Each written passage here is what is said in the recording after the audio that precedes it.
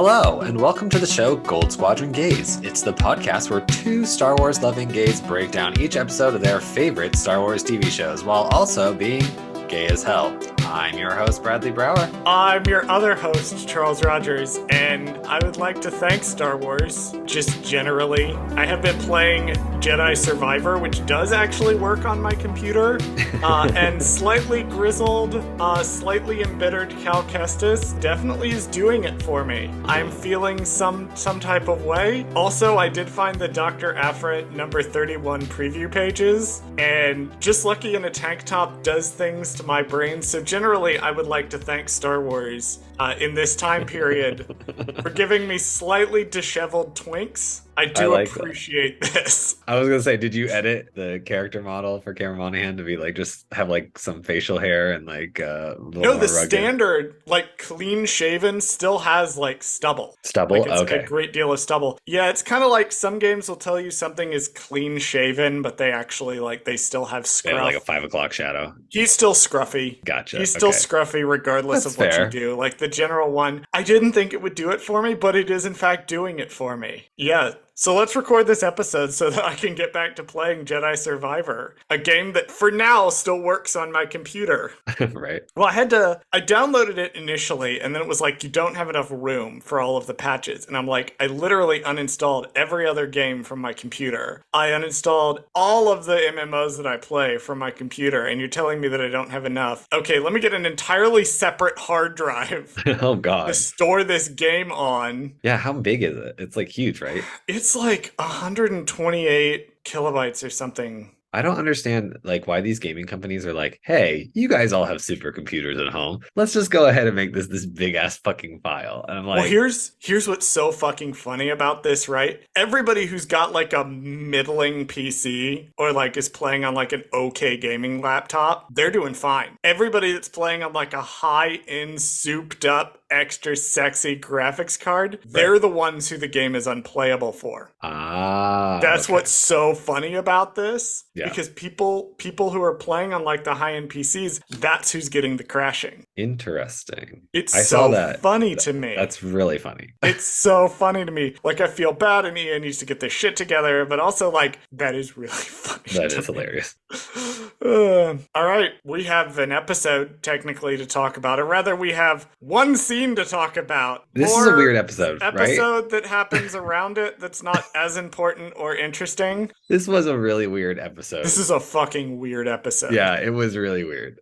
I liked it a lot more than I did the first time I watched it, but it is still a weird-ass episode. Do you want to take us into the weird-ass episode, Bradley? This week, we're talking about The Mandalorian Season 3, Episode 4, titled The Foundling, where Djarin returns to the hidden Mandalorian covert. Charles, what is one thing about this episode you liked, and one thing you did not? Oh, you know what I liked. I mean, You know what I liked. Do we even need to say it? Do we need to say the thing that I liked? We know. We I was know gonna say, what without it going was. into too much detail, what did you like? I liked that one scene in the middle. I liked that a lot. One thing that I disliked about this episode, it's hard to say because most of the episode I was kind of middling on. Like, I couldn't say there was anything particular that I looked at and I was like, I just straight up don't like this. Like, this is a weird choice, so I don't like this. The episode is structured fine. It's got that weird sort of digression in the middle of it that takes away from everything else. But the digression is so good and so sorely needed that I can't even fault it for that. And then the rest of the episode is just, hey, let's do a thing. I wish we'd had got just a smidge more storytelling about how the covert actually lives. Because it seems like we don't see any living quarter. We see them out in the training in the lake, which we'll get to that. And we see the armorer's forge, but we don't have any idea how the covert actually lives. I do wish we could have seen like maybe sleeping quarters or a dining hall or something. Or tents. To or how something. they actually do this. Like they introduced the idea that like when you get food, you have to go away and take off your helmet in order to eat. And I'm like, there's at least like 50 of you. Yeah, how does that work here? How does that work here? Yeah, no. do you I all don't have think separate rooms that you go eat in? Like, yeah. very confused about this fact. So I would have just liked a little more about that. Bradley, what about you? One thing you liked and one thing you did not. The one thing I liked and the one thing I did not like are hand in hand. Okay. I liked the scene, and I did not like how the scene was too short. I felt like it needed more. So there you go. I actually, you know what's funny is I think that the scene is good, and I think it tells the story it needs to tell. However, you know what would have been more interesting for this episode at least would it be have more than one to intercut. Yes. And I think that would have made it a little bit stronger and would have given a little bit more backstory for Grogu. It would have just been like, hey, here's the backstory episode. And then we could cut back and forth between what's going on in the present, what's going on in his flashbacks, just to kind of pad out the episode a little bit, because this is a very action heavy episode. I mean, there is not a ton of content. I mean, it's like, here's a few things. Like, they give you little sprinkles of Mando culture. They're like, oh, this is how we eat food. But other than that, it's like, I don't understand what. Yeah, it could have used a little more padding. Do you remember the Asajj Ventress episode of Clone Wars where they do like gradual flashbacks and it's like 2 or 3 different events like over the course of her life? They should have done that with Grogu in this episode. I think so. I would have liked to see him getting rescued from the temple and then sort of how he ends up with the Weequay. I think it's Weequay pirates that he's being held by at the start of the season. I would have liked a little more, because I also do feel like that moment is very much not about Grogu specifically. It's just sort of explaining how Grogu got out of the temple. And we don't really know like what happened after that. How do we get to the point that we're presently at? So I agree. I would have liked to have seen a little bit more, and maybe they'll explore it in future seasons. This was a very popular choice to do this way. Mm-hmm. And the only people I've seen mad about it are people that are stupid, who have stupid ideas. Like, oh, why wasn't it Yoda that did this? Did you watch Revenge of the Sith? Yeah, I love that. The same movie? No one clearly has watched the movies, because I've seen people who are like, why didn't Kenobi save him? I'm like, are you kidding me? Obi-Wan was a little bit busy. He's a little busy at the moment. We established this in Revenge of the Sith. Obi-Wan Kenobi's a little bit busy. The only person who I think I would have liked to have saved him more is Barriss Offee. But I do think if you're not going to do that choice, this is one of the better alternative choices that they could have made, was this particular story choice. And is it rely entirely on meta knowledge? Yes. Do I care? Fucking no. We begin at the covert with the Mandalorians training in combat.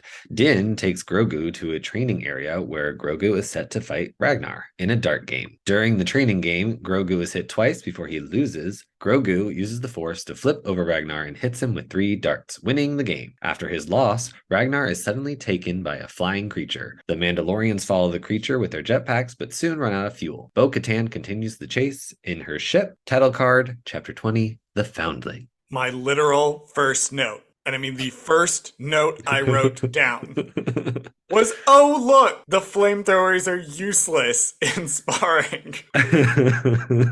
This whole scene was, I'm gonna say it was a little cheesy. It was a little cheesy. The little combat games or whatever they were all doing, and it was like you saw the flamethrower and you were kind of like, what's the point of this? Like, why are we wasting the fuel of the flamethrower? Oh, just to train? They're wasting fuel, they're wasting ammo. They're wasting all of shooting this stuff. Like, I'm like, what is going on here? Well, like, what are they shooting at? Because there's not targets. And like, there's one Mandalorian who's like teaching an apprentice how to shoot. And like, that makes sense. Sure. But then there's other Mandalorians that are fully grown adults standing there just shooting out into the water. And I'm like, you don't have targets. You don't have targets. You don't have rocks. You don't have anything out there to shoot. You're just shooting into the water. Like, what are you doing exactly? Right. I'm just mildly confused. It does kind of make sense. We'll get to who directed this episode, and this particular director does campy stuff really well. His episodes are just fun to watch. But if you think about them for 30 seconds, you're like, this does not make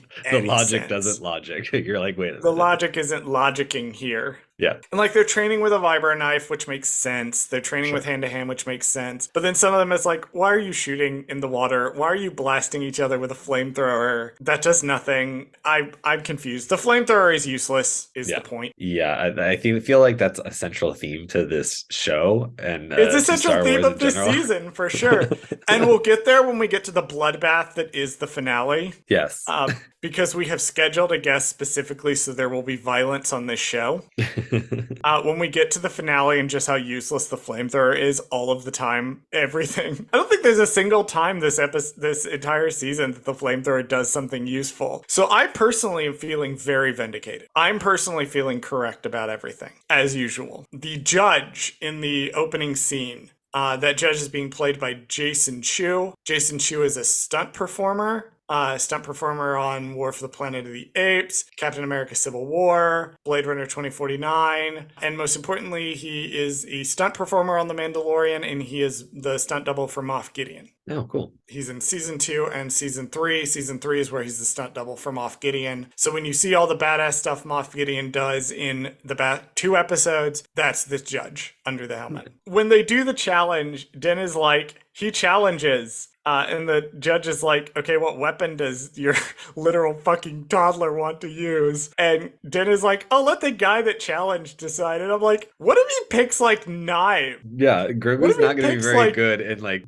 actual training combat. blasters. Yeah. Like, it's just luck of the draw that fucking Ragnar picks dart. I'm like, Den, you were so fucking bad at this. Yeah, what if Ragnar had been like, oh yeah, we're gonna use staffs to like hit each other with or something? Or what if he had said flamethrower? Like, what the fuck is Grogu? Well, they probably wouldn't have given children a flamethrower because they're using training darts. So we can see very clearly that like kids use kid versions of weapons, that they don't hand a kid a loaded blaster and is like, go train with this, go shoot your face off. Right. Here's a paintball gun instead. Yeah, here's a paintball gun instead, which makes sense. Speaking of the kids though, so last time I said that there were 2 major sort of clarifications to the Children of the Watch. Right. The first clarification was that kind of the idea of you can leave anytime you want, which I'm iffy on, as I said. This is the other major sort of clarification, is you don't actually take the helmet until you're literally old enough to speak the creed. And then you also have additional levels, like you don't go from foundling to speak the creed. Helmet goes on and never comes off again, but like then you become like an apprentice. So the implication is sort of like things are a little bit looser until you become an adult. I am not sure how I feel about this little bit of trying to walk back the helmet thing. Because we don't actually visually see any kids without the helmets on anywhere. Right. The only time we've ever seen it was in the first episode where Ragnar is getting his helmet. That's the only time we've ever seen anyone without one. So, and he's like 12 or 13. Yeah, I think and there looks like there's 13-ish. Younger ones than him There's younger ones than him, but they're wearing the helmet. Right. So the question is like, maybe they've got like training helmets. Maybe they've got helmets on that like you're supposed to wear them during the day to practice. Practice practice get used to wearing a helmet. Yeah, that makes sense actually. Well, because you have to get used to like how to drink in a helmet, how to see it, how to have your vision limited in a helmet. I like that theory that they have training helmets. It's an interesting theory. Nowhere is this clarified. No,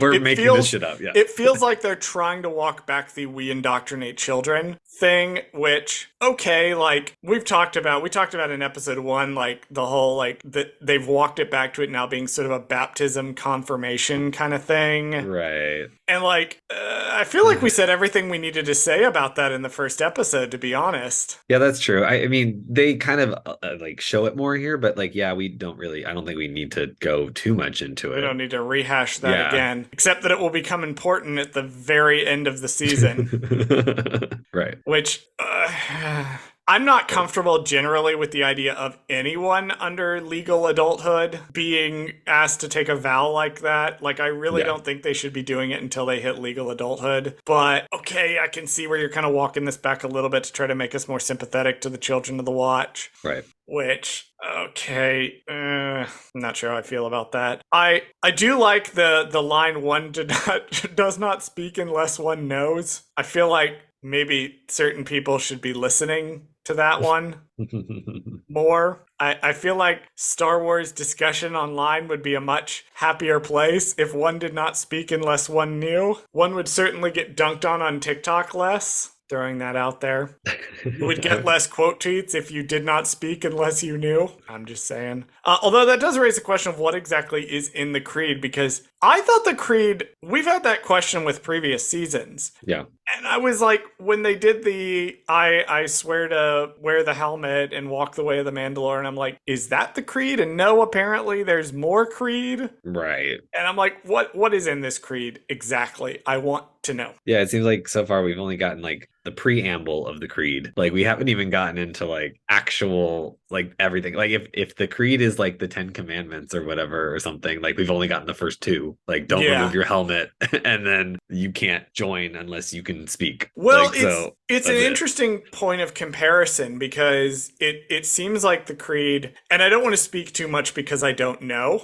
Certainly people who have studied these works in more depth probably could give a much more informed take than me. But the creed does seem a bit like some of the like early Old Testament books like Leviticus or Deuteronomy that are basically like lists of rules. Right. But also, like, there's stuff in there about, like, well, the 10 Commandments is in Exodus, I'm pretty sure, but, like, don't kill your neighbor. Like, there's also stuff like that. Right. So it's like a code of Hammurabi kind of mixed with a book of Leviticus kind of thing. And I'm like, I really want to know what all these rules are. I won't know because clearly John is making them up as he goes along.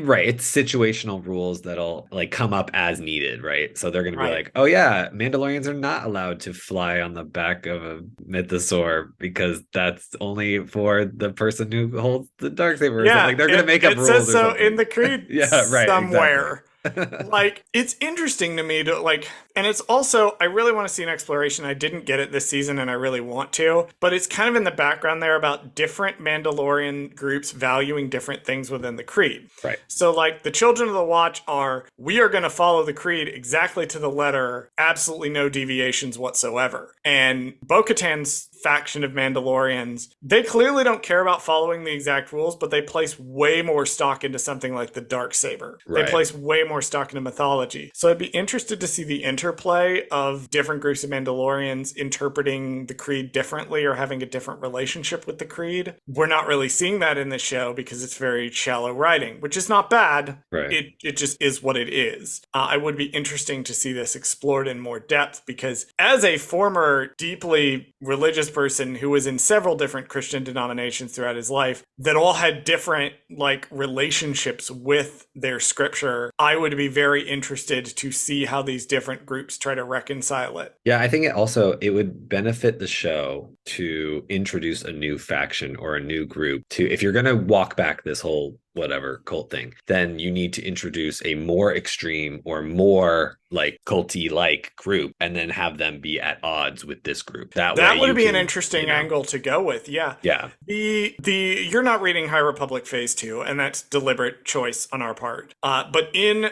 High Republic Phase 2, the main villains, I'm not going to spoil too much of this for you. The main villains are a group called the Path of the Open Hand, who legitimately just are a cult. Like they are a cult.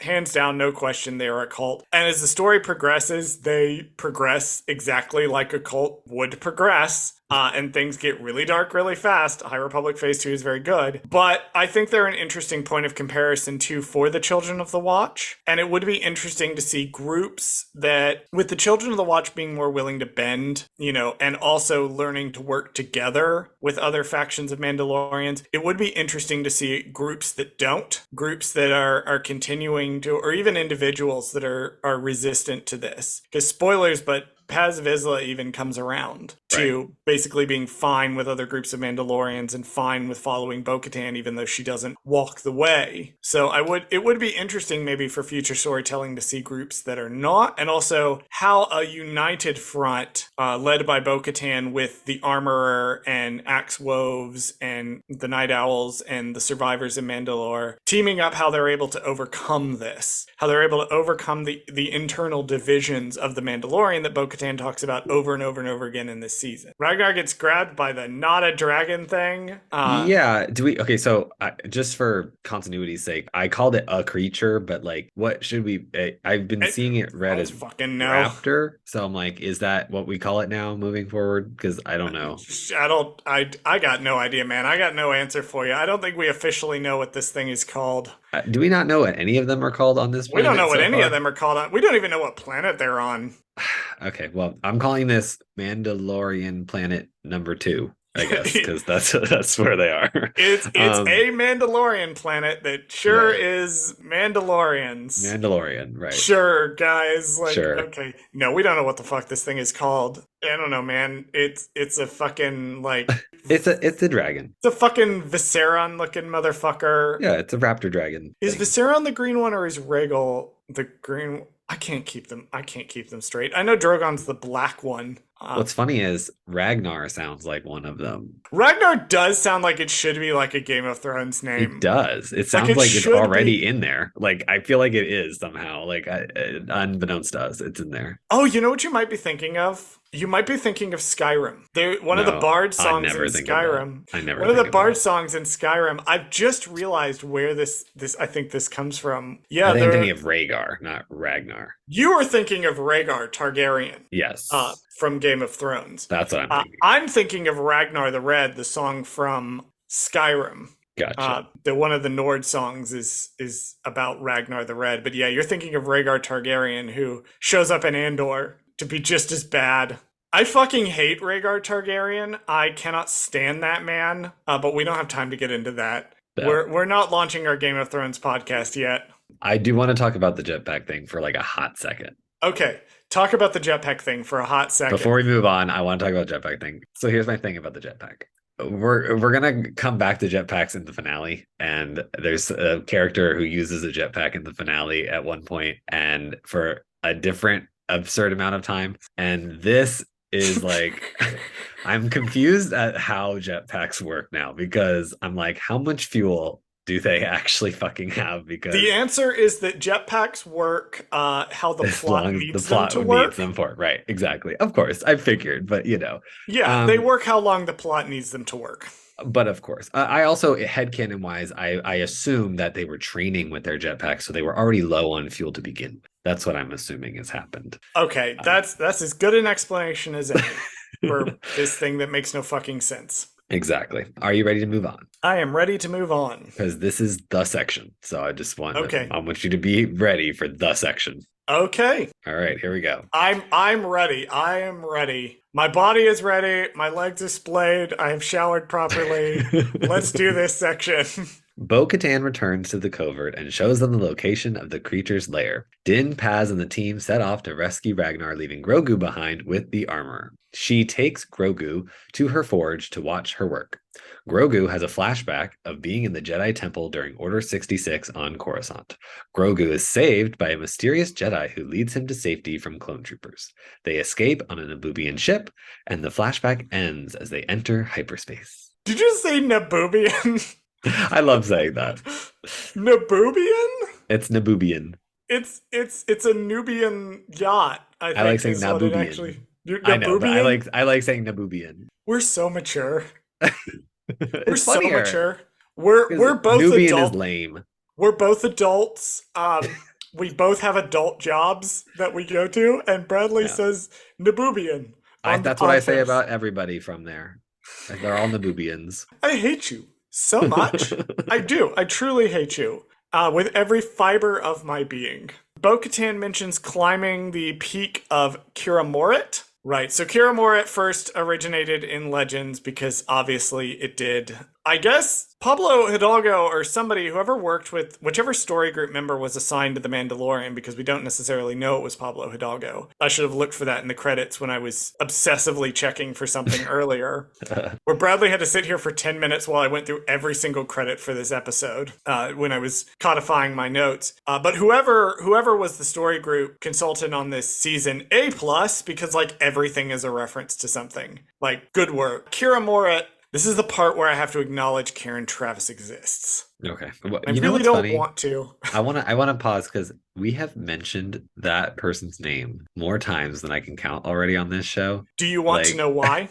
Why? You want to know why? Yes, I do actually coming up more than anything else. I will tell you. Because, so Karen Travis prior to the Clone Wars coming out. There was something called the Clone Wars Multimedia Project, and it was really one of the first major multi-work attempts to build a coherent transmedia storytelling in the Star Wars universe. They had done it before, but in very limited capacities. Like, the best example probably being Shadows of the Empire, which was basically a movie tie-in without a movie. They had a video game version, they had a novel version, a comic version, and a soundtrack, and even toys that came out, but no movie. But that was basically the same story told multiple times in multiple mediums. The Clone Wars Multimedia Project was really the first major attempt to have something, a publishing initiative that spanned the books and the comics and the games and all of that interwove together with each other. And Karen Traviss was the person who wrote the Republic Commando series.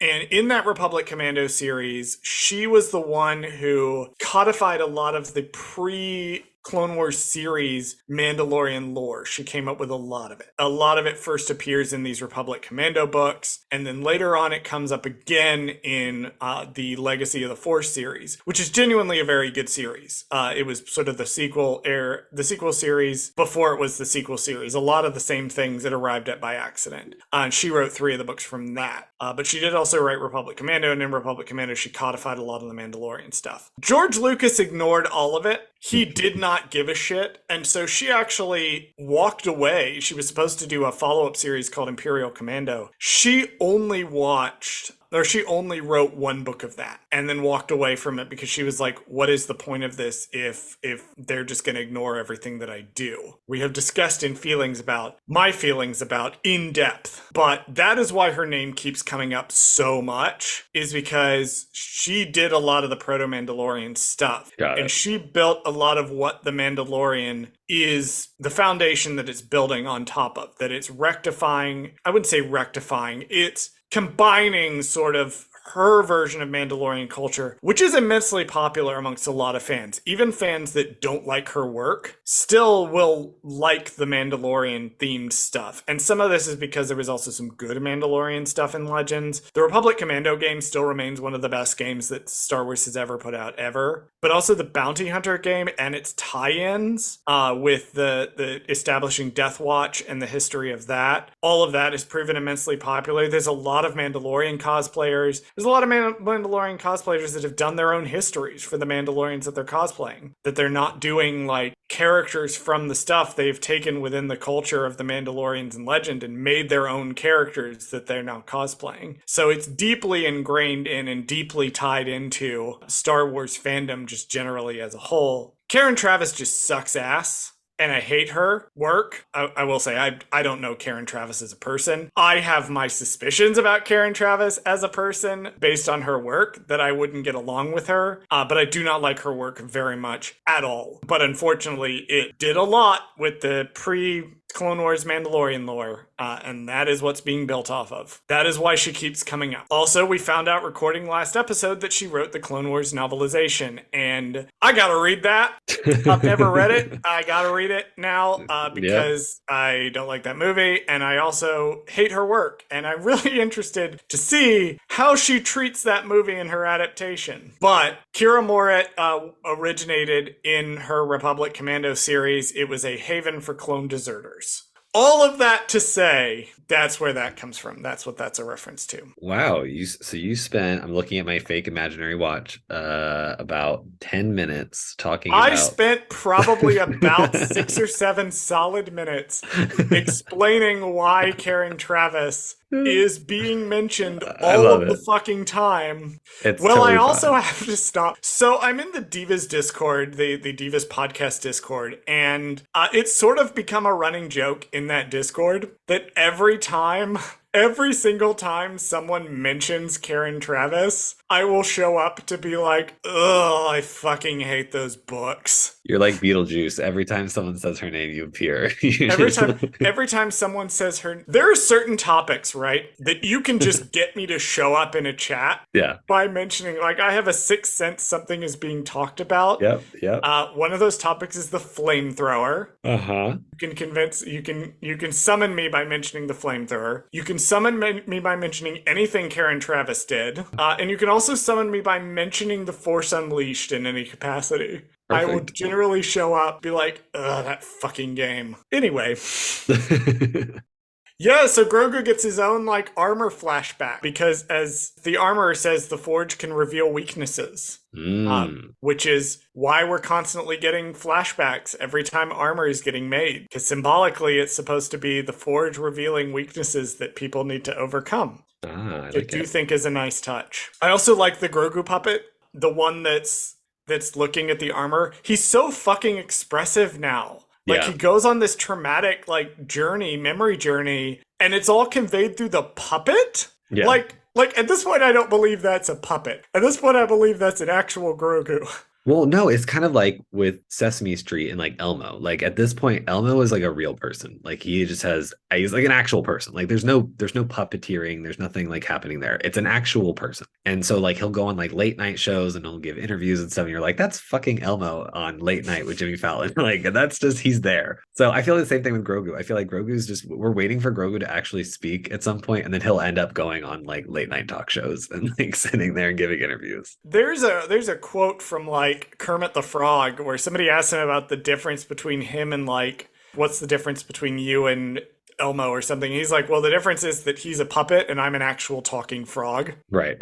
And like I fully believe that with my whole heart. It's true. It's not hard to trick your brain into thinking he's an actual creature. No, like, or he's thing. he's so fucking expressive. Like shout out to all the puppeteers. That rules. Right. That's just really good. And it's really interesting too, like because you could see how they would have easily done this with visual effects, but they've been forced to make this puppet so good. Yeah. I really think we're entering kind of an age of new puppeteering that's going to make some really interesting like visual creatures. Yeah, and I think every year it gets better. I will say there was one instance this season we haven't gotten to it yet, and I will bring it up when it comes up that it was a little bit of a step back. However, I think for the most part, like I feel like it's just like every other technology thing where it gets better and better every year and it gets smaller and smaller. Yep. Well, it's one of the cool, like some of the technology advancement that they're doing. I'm like, fucking, why are you doing this? Like, Respeecher, Yeah. I think, is dumb. I think Yeah, it's weird. It's ridiculous. Some of the visual effects that they're pushing, like the trying to deepfake Luke Skywalker, just fucking stop. Better puppeteering work? Oh no, keep this going. Keep this Right. going. It's like the scene of Idris Elba from Pacific Rim where he's like, you stop talking, you keep going. That's me to deepfake Luke Skywalker and better puppet work. Right. It's so good. Anyway, then we get more Order 66. And who doesn't love a good Order 66 flashback? Well, here's the unfortunate thing, Bradley. I must confess, Order 66 at the Jedi Temple has somewhat been ruined for me. Oh, interesting. Because the opening scene of Obi-Wan Kenobi is so fucking good. Like, that 2 minutes where the Master's trying to get the Padawans out is so good and so traumatic that literally any other version of the Jedi Temple being attacked during Order 66 doesn't do it for me. You're right. I'm like, I you've think now that's done the such a definitive premium version. scene. Yeah, it's a premium scene. And I kind of want to see someone edit together this scene and the Kenobi scene. I want to see it all in one. They've done edits of the exact moment. Like, you can watch edits with the Clone Wars Season 7, Jedi Fallen Order, Revenge of the Sith, Yeah. all edited to, like, at the same time where you can Right. see the specific moments. But I would be interested to get a breakdown of what all was happening at the Jedi Temple at this exact time, because there's just a lot we don't know. Because it's a huge temple and it's filled with thousands of Jedi at this point, or hundreds of Jedi at this point. Right. Yeah, because So you it's got like Anakin on one level doing stuff. You got Grogu escaping on another one. You got Reva doing her own thing on another one. It's like, all right, there's so much going on here. There's so much happening at this temple. Right. Yeah, and I think there's some of it we don't know. Like, we don't know how Jocasta Nu escaped. We don't know how some of the others escaped. We don't know really what happened to some of the people that were inside the temple. I think we're Which going to be ripped to my theory of Jocasta Nu saving Grogu, because that was one of my theories that I came up with a while back. R.I.P. I to was that like, theory. Oh, that would have been so good. that would have been perfect. That would have been so good. Yeah, it would have been however, that is not who we get. They mention several times before he actually shows up who they are trying to get Grogu to, and they eventually get Grogu down to a gentleman by the name of Kelleran Bett. Now, we have seen Keller and Beck before. Back in 2020, Lucasfilm put out a basically Legends of the Hidden Temple ripoff called Jedi Temple Challenge. Irksome to me that they won't bring it back and do adult teams. Because I do think Bradley and I would 100% audition to be on the show. Oh my God. Can you imagine? And then we could promote, we would just have We would Goldsquadrongays fucking shirts on. murder each other, though. We would murder each other trying to do this challenge. However, the show was, for kids. Right. And it was kids going through these sort of Jedi trial things. It was hosted by Jedi Master Keller and Beck. Fast forward to now, Keller and Beck, it shows up in The Mandalorian. Now, Keller and Beck is also related to another character in the Star Wars universe named Ahmad Beck, or Ahmed Beck, who is a character who shows up in the background, played by the same actor in Attack of the Clones. Okay. Which is a fun little fact about him. And he is also nicknamed the Sabered Hand. Ooh. Which is some fun details about Jedi Master Keller and Beck. So he's a bit of a deep cut. If you didn't watch Jedi Temple Challenge, you may not know who this guy is. However, you definitely know the actor that's playing him. Well, some of us may not remember this actor because I don't think he looked the same when the last time we saw him. No? The last time we saw him in a Star Wars, well, it was Jedi Temple Challenge, but the time we saw him before that, right? No, he looked a little bit different the last time we saw him. What did he look like, Charles? Jedi Master Keller and Beck is played by an actor named Ahmad Best. Ahmad Best fucking kicks ass. He has been in several Star Wars films we'll get back to in a minute, but he's also a very good voice actor. He's in The Last of Us Part 2, Fallout 76 as a voice actor. He's in Law & Order LA. He's in Alias, so he's shown up in a few things. That's not where you know him from. You know Ahmad Best as showing up in all 3 prequel films, playing Jar Jar Binks. He has also voiced Jar Jar Binks in multiple Star Wars properties, including multiple video games. He voices him somewhat in the Clone Wars. He voices him in the early seasons, but he was going through sort of a really dark time where he was having sort of a complicated relationship with the character. And Phil Lamar actually takes over voicing him under a pseudonym out of respect to Ahmad Best. So there's some episodes where Ahmad Best is voicing Jar Jar. There's some episodes where Phil Lamar is voicing Jar Jar. But he also voices Boss Leone in the Clone Wars. And then, particularly interesting to me, he does appear as Jar Jar Binks in Robot Chicken, one of their Robot Chicken Star Wars. Interesting. Okay. He voices him in the third one. So yeah, you definitely know who this guy is if you're a Star Wars fan. Fucking kick-ass that they got him to be in this. So I'll admit that, I am a prequels kid, so I did not know what Ahmed Best actually looked like because I never went out of my way to figure out what he looked like, I just know him as Jar Jar Binks. Like, that's just how I know him. And I was like, when I found out it was Ahmed, I was like, oh, that's fucking cool, first of all. And also, how awesome to have such a prominent role in what is now the Jesus Christ of Star Wars, Grogu, and have him being saved by this character. Yeah, I think it's awesome. I think, he also just seems like he's one of just the coolest dudes. Right. Like, everybody who talks about him as like he's just the coolest guy playing Jar Jar. I think there's a reason he transitioned over to mainly doing a lot of voice work and bit roles, is because he got a lot of backlash for it. And then recently, the love that he's been shown, he got a standing ovation at Celebration. I can't remember if it was Anaheim or another time, but he walked down on the stage and he got a standing ovation. He's just gotten so much love, the last couple of years. And so him getting to be here and see this, there's actually a quote from him on Wikipedia talking about how, he just loves Star Wars so much and he didn't want to come back and he basically was worried he didn't want to come back and ruin it. But he really wanted to, and he was kind of talked into it. And I'm so glad that he did, because he really deserves this moment for all the shit he's put up with.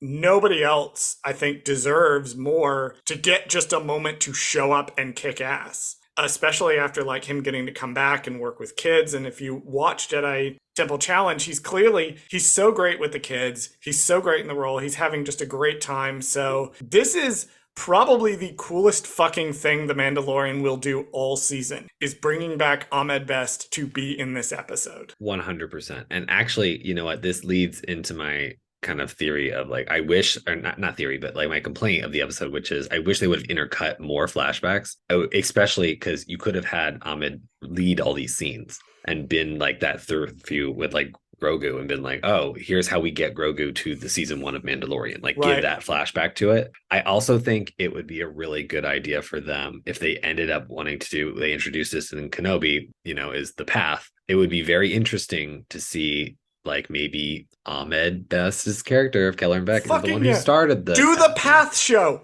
Yeah. Do the fucking path show, Lucasfilm. I think it would be really good. You've set up fucking all the characters from Obi-Wan Kenobi. You've set up now Kelleran Beck got away with another Jedi. Like Quinlan Voss is there. You redeemed Reva. Make this show. Make this show. It would be like, so easy. Just it would be so easy to make this show. Like, do it. You could even do flashbacks. You could bring Tala back for flashbacks. There's so many things you could do. You could do so much with this. Yeah, it's fucking awesome for him to be here, and I want more. I want more of this character in Star Wars. And like too, like I'm just looking at the Wikipedia page, and it's talking about how much work Best put into developing he has a unique fighting style in the episode that he developed. He has, according to Best, like Kelleran Beck has a really unique understanding of what the Force is, and like I want more of that. More, please. Right. More of this character. Speaking of characters who are in the scene played by interesting people, the clone troopers show up. Right. Not voiced by D. Bradley Baker. What? So a couple of weeks ago, this is interesting because a couple of weeks ago, a story circulated that Tamura Morrison was talking about how he never got a call to be Boba Fett in Mandalorian Season 3, and that was sort of disappointing, which I'm also disappointed. I wanted Boba Fett to at least show up in the season. And I do think it was uncool that they took chapters away from the Book of Boba Fett and gave them to The Mandalorian. Although I do sort of agree with Wyatt's perspective. I think Wyatt's probably right in his theory that they had to reshuffle things around because they canceled Rangers, but they still needed some of this stuff in there. However, Tamura Morrison is in this season. Right. Briefly. He is the voice of the clone troopers in this scene. Now, I trawled through the credits before we started this episode. I made Bradley wait for about 10 minutes while I sat there and manually read every credit. I didn't see Reese Beecher anywhere in there. I don't think this is the AI-generated voice. They genuinely had Tamura Morrison come in and record a couple of lines. So that actually is Tamura Morrison voicing the clone troopers. They only have like 3 lines. It's something, yeah. I like it. That's something. Tamura Morrison is in this season. My next note is just this rules. I fucking love everything about it. He like takes the speeder and like at one point when he emerges from the thing, he like blasts out into the peak of Umade or whatever that mountain is called. Right. I thought that was a nice touch. Yeah, I thought that was interesting that we had in last week we just talked about how, and they just showed us even in that episode they were like, oh, here's the plaza, and then like now flashback, here's that plaza, you know, back then, and then it's like it's where he's going through. I thought that was funny. Here's the plaza now. Does he like hit it? He hits the peak, right? Like he like I think he hits the ground near it. Oh, okay. I think he hits the ground and bounces off of it and flies up and around. I need to watch it again because I thought for a second I saw him like kind of bump it a little bit, but you're right. I think he just hits the ground near it. He flies over and he meets some guys from Naboo because, of course, they're from Naboo. This is Ahmad Best. That is a reference to The Phantom Menace. So naturally, his friends are from Naboo, and that is the Naboo yacht from Episode 1. So that's just a nice touch. So do we need to talk about this ship and why it's like, other than the fact that it's a reference? Like, I need to know in universe whose ship this is. I also need to know if is this the same ship? That's a good question, actually. You know what I mean? Like, if this is the exact same ship, because Padme at this point, I don't know. I don't know if she's left yet. She's using a different ship, right? Because she's gone, or she's going to Mustafar or whatever, right? And then this ship would theoretically be Jar Jar's ship because he's there. Or is he not there? Oh, that's an excellent point. That this might actually be Jar Jar's if he's a representative. Right. If he's the current representative, this would be the representative ship. Therefore, Jar Jar is either on the ship right now. He's not. He's clearly not. Or this may be his ship. Oh my God. What if Jar Jar sent these guys to go meet Kelleran Beck? That's what I'm saying. Yeah. That Jar Jar was like, hey, go meet any Jedi you can and get them off Right. the planet. Oh my, can you imagine if they had extended these flashback scenes and we saw a scene of Jar Jar saying that? Oh my God. I would have flipped my fucking shit, That would have been. honestly. I desperately need that to be the answer. I need them to do, I don't care if they have to do it in a fucking like 3-page comic book or something, but like I need them to make this canonical. Like just I do it. don't think it is the same one that they use in Phantom Menace because that is specifically a royal starship. Well, because in the beginning of Revenge of the Sith, Padme's ship gets blown up, right? Or is that in Attack of That's the in Attack of the Clones. Oh, okay, so her It ship gets blown also up in looks like the royal starship, the specific royal starship, does show up in the Darth Vader comics, the original Darth Vader comic run. So this is obviously not the same shit. I ascribe fully 100% to the theory that this is Jar Jar's representative ship and that he Perfect. sent these guys to go help get Jedi out. I love that idea. I fully agree with that. The Naboo soldier that talks to them is played by a gentleman named Juan Javier Cardenas. Juan Javier Cardenas is a TV That Guy who has appeared in such shows as The Walking Dead, Snowfall, and 911 Lone Star. But shout out to him anyway. This was the point in which I noticed that I'm pretty sure they are using the old Grogu puppet for the flashback scenes. Interesting. Because he looks a lot smoother and he looks a lot less expressive in this flashback scenes. So I think they're using the old puppet from season 1. Is that to show passage of time? I think it's to show passage of time. Like to be like, look, he's quote unquote younger. Yes, I think that's exactly what they're doing. Which is a nice little detail, if true. It's a nice little like unnoticeable detail, but Right. it puts the audience back in the mindset of being like, oh, we are back in X amount of time. We are back. Right. This is a flashback. This Grogu does not look the same. The Grogu in Mandalorian looks a little bit older now in this season. Well, yeah, because the flashback's taking place, what, 20-ish 30-ish years ago? Oh, 30-ish years. 30-ish years ago. So yeah, he's a youngin'. He's fresh he's out young. of the. He's only 20 years out of the womb. Yeah, he's yeah. Well, he's like 60 or something. 50. He's the same age as Darth Vader and Ray Sloan. That's all I know. Yeah, so he's in his 50s in the current season, late 50s, I guess, at this point, because according to Jon Favreau, he's older now. We're not going to get into that. Christ, we have spent something like 25 minutes talking about this one scene. I know. And we skipped over most of it. Oh my God. The moral of the story is delighted to see Ahmad Best here. Genuinely cool dude. And let him be in Star Wars as much as he wants. Absolutely. Just keep writing him paychecks because the man deserves to just be paid. He deserves to Anthony Daniels style it up. Just get paid by Star Wars for the rest of his life. After his flashback, the armorer forges a new armor piece for Grogu. That's way too big, but she says he'll grow into it. Meanwhile, Mando's team reaches the location of the beast nest and sets up camp for the night. They all then decide to eat separately from each other. I only have one note for this entire sequence. Okay. And that Din is a lying asshole. Okay. Because in season 1, episode 4, Din is brought a tray of food while watching children play with Grogu. And then he takes his helmet off in full view of the children. Any one of them could turn around and see his face and eats the food. And I'm not going to let this shot go.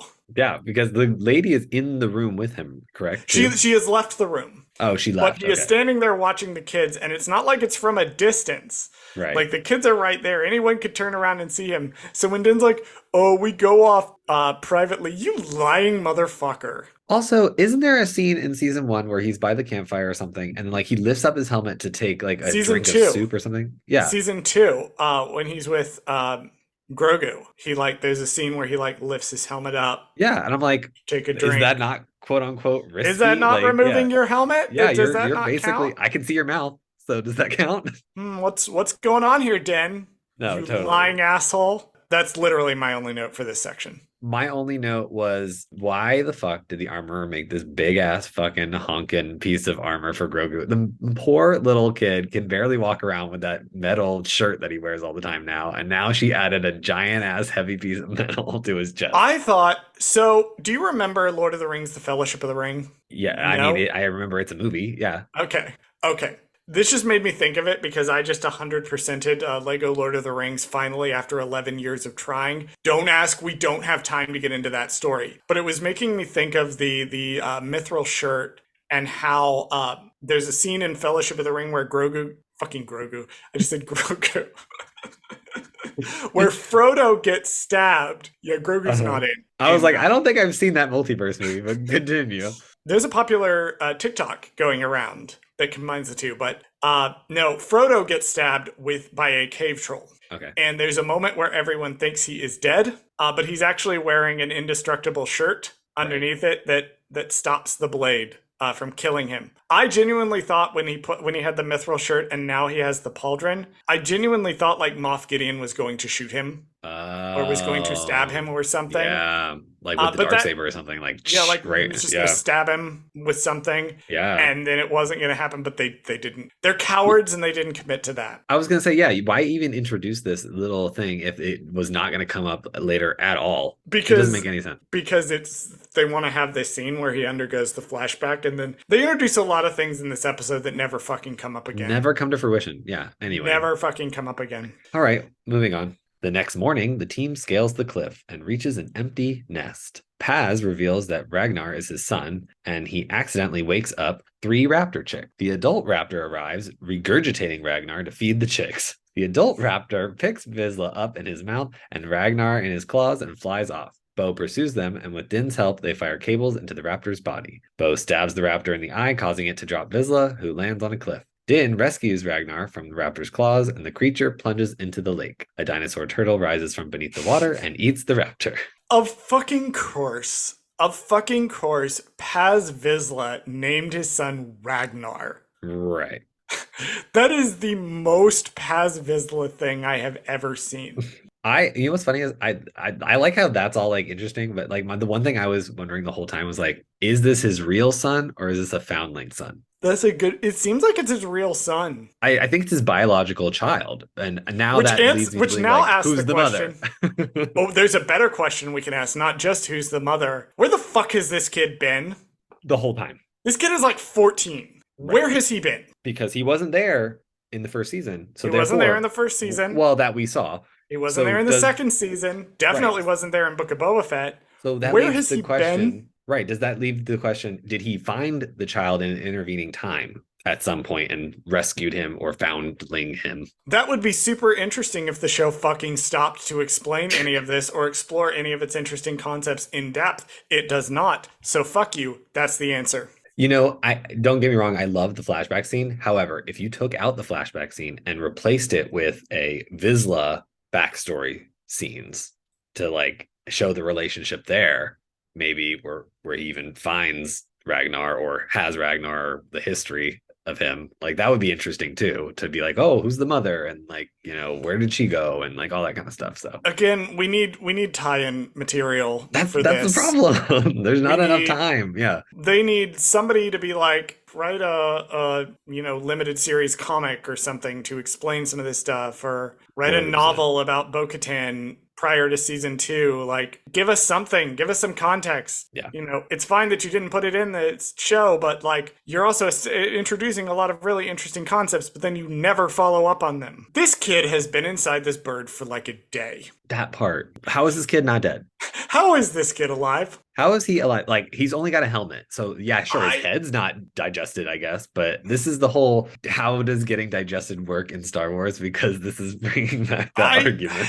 I guess you could kind of make the argument that it's a reference to the biblical story of Jonah. And spoiler alert, this will not be the first time there's sort of a biblical reference going on. Yeah. In this But you could argue it's a reference to that, but in my brain is like, I'm like, how the fuck is this kid not dead? Yeah, how is he not dead? And also, if it is a reference, what lesson is he learning in this He's dragon's learned stomach? nothing. He's learned not to go wandering off in what he thought was a safe zone. He barely even walked away. That's what frustrates me about this whole thing. He just goes to like the water to like blow off steam because he's like, fuck, I just lost to a 3-year-old. And he's like, the dragon comes out of nowhere and takes him away. And it's just like, that poor kid. And also, like, this has happened before. Yeah. Like, they have mentioned this has happened to other kids. This is just the thing. You think they would have been like, don't ever wander far away from the adult, or if you see this thing coming, fucking tuck and run. Right. Or duck down, or dive into the water, or do something. Right. You would think they would know, but apparently they do not. Apparently they don't. Anyway, somebody, I think it's Paz that's in the mouth, tries to blast it with the flamethrower. It does nothing and is useless and does not slow it down. Of course, it does nothing at all. It is totally pointless. Why did you do that? Because this season, listen to me, Bradley. This season is a fucking victory lap for me. Is a fucking victory lap. I am doing laps around. I'm doing that whole fucking scene from Family Guy where Peter joins the football team and the guy tells him not to showboat. He scores 1 touchdown and does an entire 4-minute musical number. That's me right now with this season. I don't think there's a single time this entire season that the flamethrower does anything fucking useful at all. I feel that. This is just me being smug because for 2.5 goddamn seasons, I have been sitting here insisting that the flamethrower is only useful in very specific cases, and you can't just use it every time because it solves nothing at all. It is only useful for setting flammable things on fire and whacking Jedi in the face with it. That is it. That is what it is useful for. And this whole season has been the flamethrower being fucking useless, doing anything. There's only one time that somebody really uses fire to great effect, and that was not a flamethrower. But we'll get there when we get there. The flamethrower is useless in this scene and does nothing. My next note is, hello, Jurassic World. This was almost shot for shot.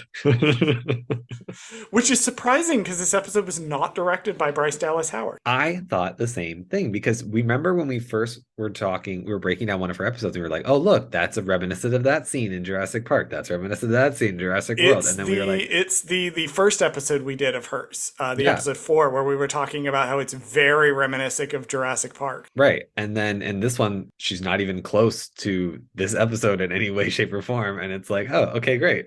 Jurassic World reference. Steal one of the scenes, yeah. It's also there's always a bigger fish. I wish somebody would have said that. That would have been a bridge too far, in my opinion. But they should have said, there's always a bigger dinosaur turtle.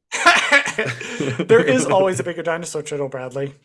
See, now I'm thinking about the Phantom Menace, and now I'm just wanting to play Lego Star Wars again, but I can't because I have to finish Jedi Survivor before somebody inadvertently spoils all things. Somebody did spoil the opening mission for me. Somebody did just straight up tell me something about the opening mission, unprompted. However, it was a non-Star Wars loving person who had picked up the game, and I was just so happy that they had actually picked it up and were enjoying it that I didn't even say anything. So we've now learned this is the one case in which I am fine if somebody spoils a thing for me. If somebody who has never seen a Star Wars or doesn't really like it is finding some joy in something and inadvertently messages me and it's like, hey, it's so fucking cool that, this person showed up. I recognize that. That's awesome. I'm not going to get mad about that. I'm happy somebody's having a good time with Star Wars, and they didn't spoil everyone. They just spoiled me. And I'm like, that's okay. That's fine. I am quickly approaching the point where I am running out of spoilers that I know. So I'm very excited to get back to Jedi Survivor after this. And finally, after returning to the covert, the armorer praises Bo for saving a foundling, the highest honor of the creed. Bo brings back 3 raptor chicks as foundlings. The armorer notices that Kryze is missing a pauldron and takes her to the forge so she can replace it. While the armorer works, Bo asks the armorer about seeing a mythosaur, which she brushes off as a noble vision. So I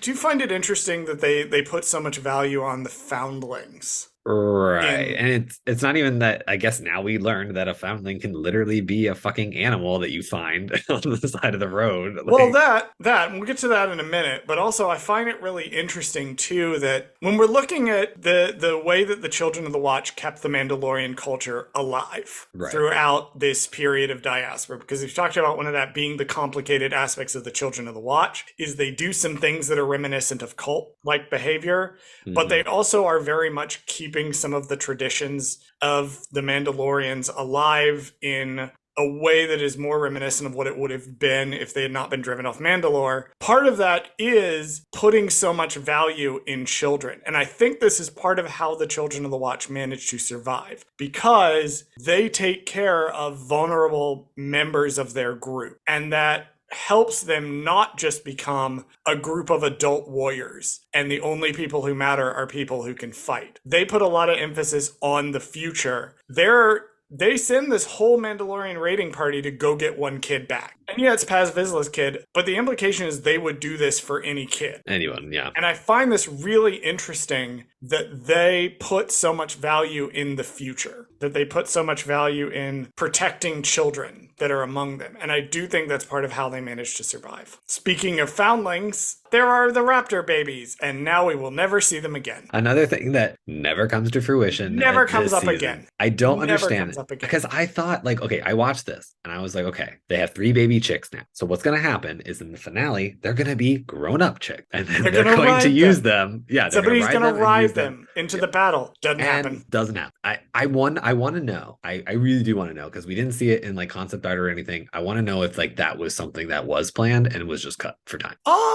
I'm curious whether or not they're seeding it for later. There's a scene in episode like 6 or 7, I think it's episode 7, where they have what looks like a creature on a steak being like cooked. Or spit being cooked. I don't think that's meant to be these creatures. I think these creatures are going to come back later. I think those are the things that attacked them in season 1 because they're on the lava flats at that point. Right. But yeah, this gets mentioned and then never comes up in this season. Never brought up again. Never brought up again. Which I'm like, fucking okay, fine. So I'm like, does that mean that Ragnar is going to be like flying on a dragon like in next season? Like when we see him watch it. I'd fucking watch it. I think that could theoretically like something that made him, you know, like how they get like a little, they are their own symbol. They have to earn a symbol or whatever. So I feel like they have to earn a signet. His is going to be a raptor dragon thing. Raptor dragon. Yep. I do love that. Thing. So Bo-Katan requests the Mythosaur pauldron, which is interesting because that sort of symbolizes her moving away from only representing her own group and representing all Mandalorians, which I think is a nice touch. That she's more coming into her own as the leader of all of the Mandalorians, as opposed to only leading people who think exactly like she does. Exactly. Which is a nice bit of subtle storytelling. God, when the show does the subtle storytelling, it does it so well. And then sometimes it just doesn't. And I'm like, sometimes the show gets drunk and they just don't feel like doing it anymore. They're hungover and they're like, we don't feel like doing this right now. And then sometimes you have a scene like this where it's like, okay, this is a subtle nod to her character growth. Yeah. I find it interesting she doesn't get a trauma flashback. I thought maybe like that was going to be the central theme of the episode was like, oh, everybody, you get a flashback, you get a flashback, you get a flashback. No, doesn't get a trauma flashback. Every other time we've seen armor get forged for someone, they get a trauma flashback and she doesn't. Can you imagine if she got one and Satine showed up? I would scream, cry, throw myself through the wall. That would have elevated the fuck out of this episode. That would have elevated this season so much. This would have been where you put the Satine flash. No, 100%. This would have been where you do it. Yep. This 100% would have been. I said previously, like, oh, I'm not sure it would have worked. I think it would have complicated things, yada, yada. No, this is it. Yeah. Not here. Do it here. Because it would end the episode, and then it would be like, okay, whoa, she's having this revelation, and then that sets in motion the next episode. So do the flashback of her finding out that Satine is dead. Yeah, there you go. Like, do that moment. Let Katie Sackhoff act her ass off, de-age her a little bit, and then do it that way. That's how you get Satine in this. Beautiful. Chef's kiss. But they're cowards, so. But they're cowards, so they don't do it. So my initial note about the armor being like when you walk the way of the Mandalore, you're going to see like things basically dismissing that she saw the Mythosaur. Right. My initial note was, oh boy, we love some casual cult gaslighting. Then I stopped to think about it and I was like, wait, the armor never actually tells Bo you didn't see a Mythosaur. Right. She just says when you're walking the right path, you're going to see a lot of weird shit. Yeah. She kind of reaffirms that Bo-Katan is like doing the right thing, kind of. Right. Yeah. Because she's like, you're going to start, like, if you do things the right way, you might have noble visions. You might have these things that'll set you on the path. And it's like, but Bo, I think Bo at one point, though, she kind of wants to clarify. She's like, no, no, no. I literally saw one. And then I don't think the armor gets it quite right away. She's just kind of like, oh, wow, I don't you're think the like, you're armor walking the ever path. believes. Yeah. What's important is that the armor never explicitly says, no, you didn't. Right. Because for all the armor knows, she might have seen a vision of the mythosaur. I don't think the armor believes at this point that she actually saw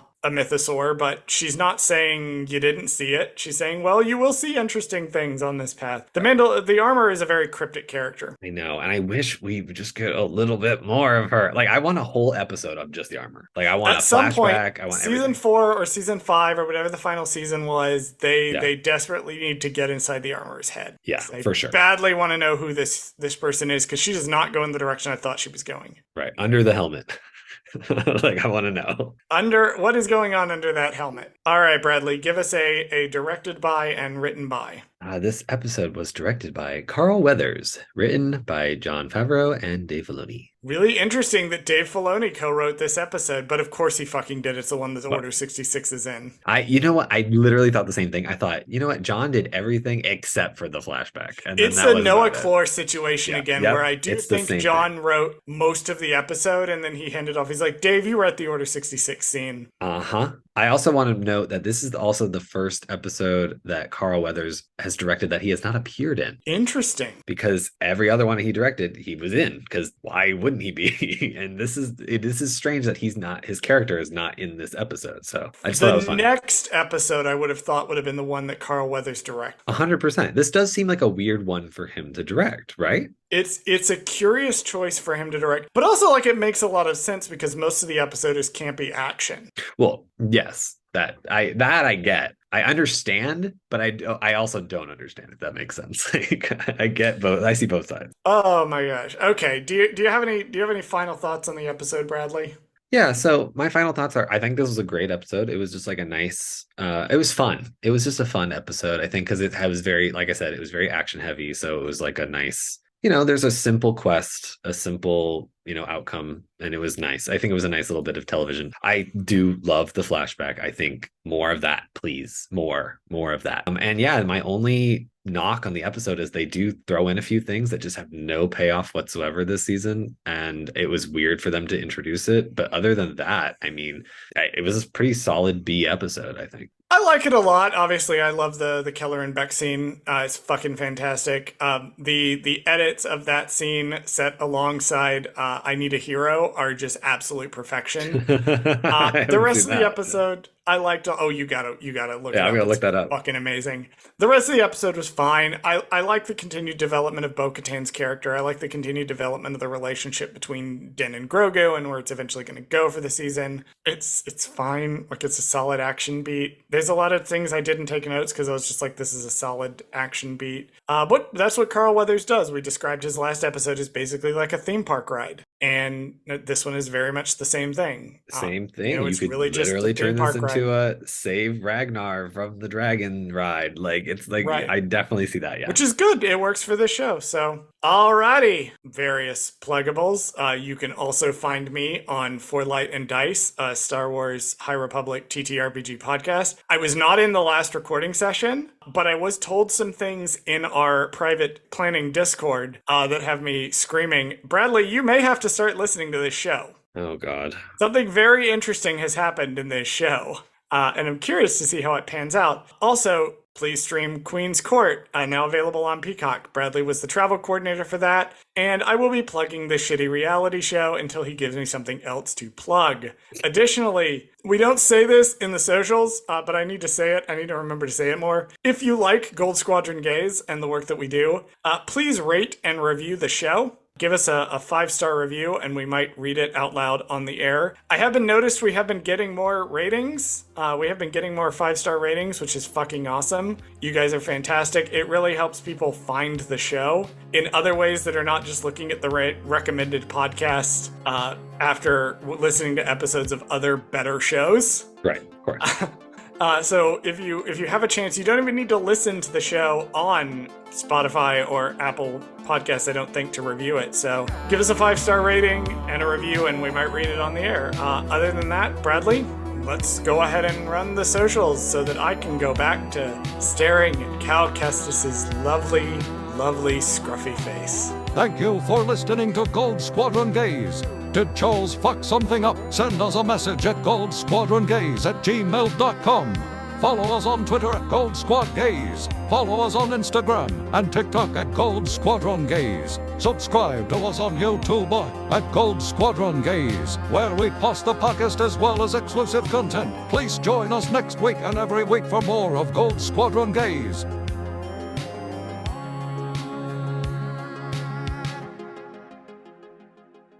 Welcome to the show, Gold Squadron, House of the Dragon Gaze, where the show where we talk about House of the Dragon, not Star Wars at all.